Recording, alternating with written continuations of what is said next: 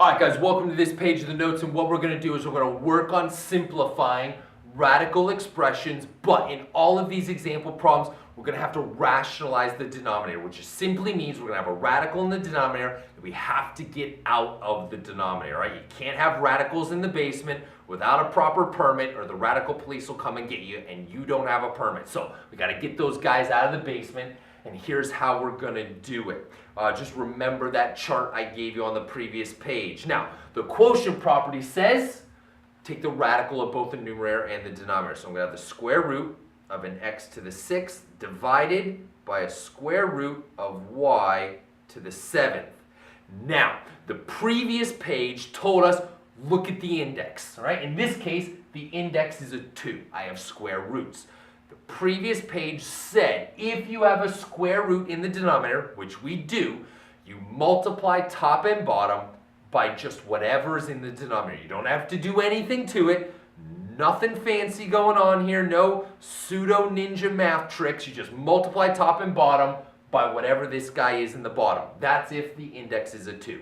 And it is. So we're going to multiply top and bottom by the square root of y to the 7th divided by the square root of y to the 7th. And here's what happens. Now we multiply these guys together, right? That's multiplication. You multiply numerators, multiply the denominators. Well, here we go. Square root x to the 6th, square root y to the 7th. They're both under square root, so I can put them together. Square root, actually, you know what? Let's not put them together. Let's not. X to the 6th, square root y to the 7th. In the bottom, square root of y to the 7th, square root of y to the 7th. I have something times itself. That means I have the square root of 7 squared.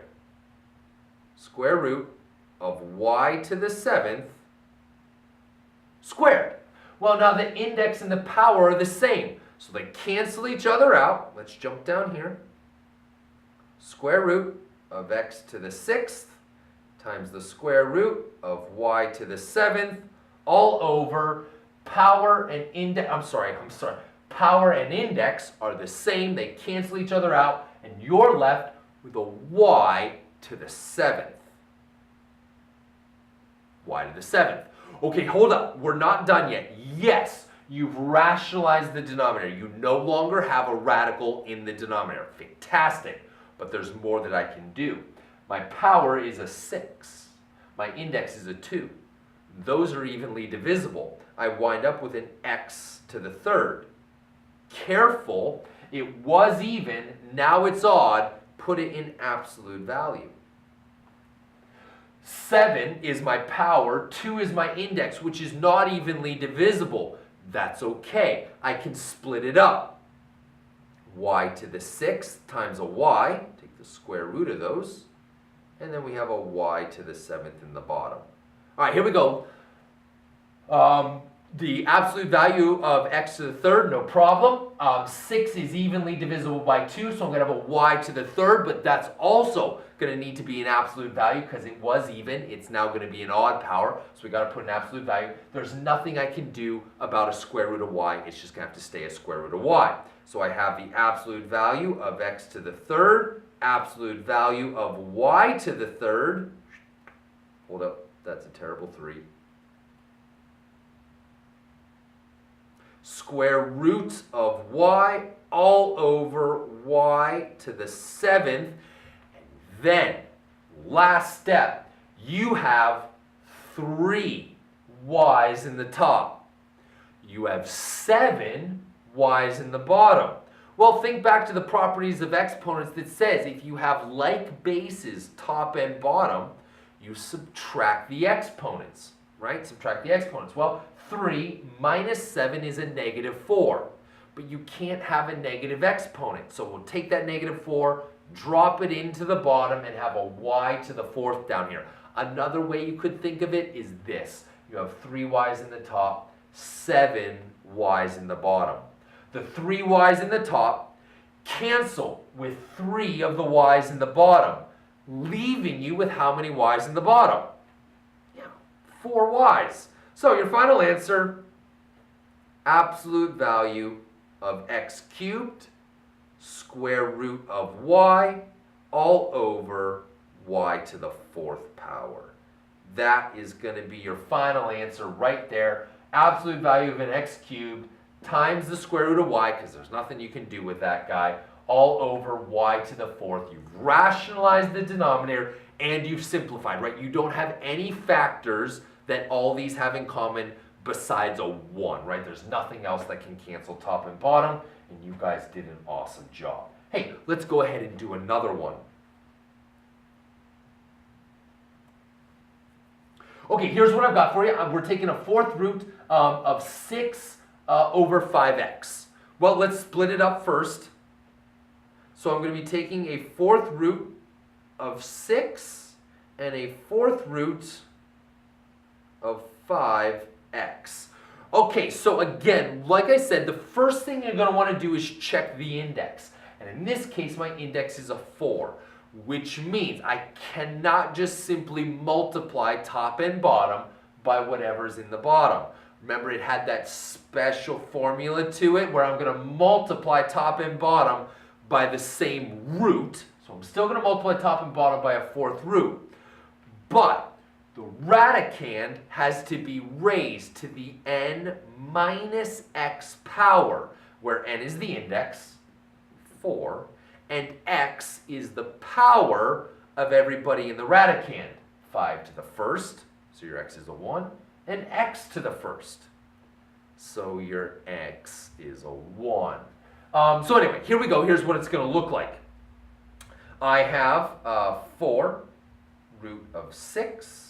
I have a 4th root of 5x. And I'm going to multiply top and bottom by a 4th root and a 4th root. But now, I got to figure out what these guys are going to be raised to. Well, like I said, they're going to be raised to the n minus x power. N is a 4, right? It's a 4th root. Sorry, let me fix my 4. That probably isn't the best 4. I can make it better. Yeah, that's a little bit better. And they're already to the 1st power. So you're simply going to do 4 minus 1, right? Which is 3. So these guys both have to be raised to the 3rd power. So you need a 5 to the 3rd and an x to the 3rd. Again, how do you know that? Well, it's always the index minus whatever power they're already raised to. And both those guys are to the 1st power. 4 minus 1 is a 3. So it'll be a 5 to the 3rd and an x to the 3rd, a 5 to the 3rd, and an x to the 3rd. Okay, great, here we go. I'm multiplying these guys together, so I multiply numerators, multiply denominators, and let's see what happens.